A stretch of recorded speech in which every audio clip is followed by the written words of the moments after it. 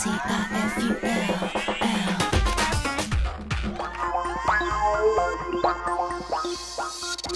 the commentator for Ebony Fashion Fair, I communicate with people all day long. I go to 180 cities worldwide. My schedule is crazy, insane. We're on stage, we're doing what we do, and just being free-flowing and, you know, not so constricted that you can't have fun. You know what's that where you see tons of balloons, especially like one of those, the lattice kind of, the little, is that prom? And now it's in full spring. Prom night, it's not all about glitz and glamour for those teens. No, it's not. And this is something serious because during prom night, about 40% of the deadly crashes involving teens were alcohol related, and teen drinking increases their chances of sexing it up later on. All right, that brings up the question, would you let your teen drink, maybe even share a hotel room on prom night? Woo. Guzzling through the issues is teen life coach and one of the prettiest ladies I know, Jada Collins. Jada, thank you so much for coming in this morning. Thank you. Okay, answer these questions. No. Okay. Thank you. Thank no. That was easy. Hello? Well, Just, I mean, no. And I know some parents are thinking, well, I can watch them. In fact, we got an email from one mom.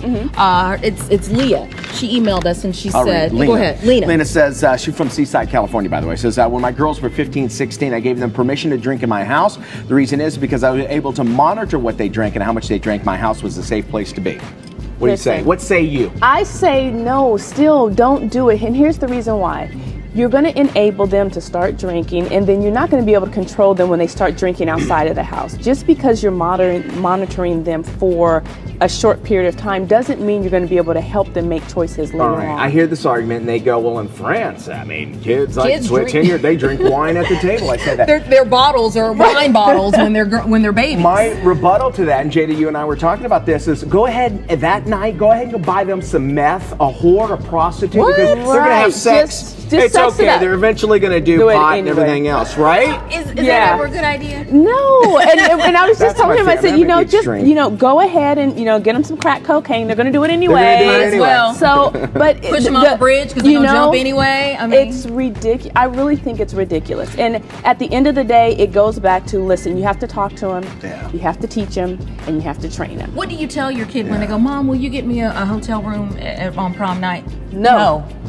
No. To me, the answer is simple. It's no. But if the answer is simple, though, why are parents still doing it? Why are they still giving in to it? Mitch English advice today. Oh, boy. Jada and Mitch. Tell me if you agree with this. There obviously has been habits to bring up to that where the kid is comfortable enough to ask you, hey, can you go ahead, Mom, Dad? You know what I'm saying? Would you agree with that? Yeah, and I think the open dialogue is terrific. It's fantastic. You want to keep your child talking. You want to know what they're thinking. You want to get in their head. You want to understand, where they're going. But at the same time, you don't want to be their best buddy. You want to make sure to establish boundaries and understand that at the end of the day, your child has some decisions to make. You have to teach them to make the right decisions. The hardest word to tell your kid?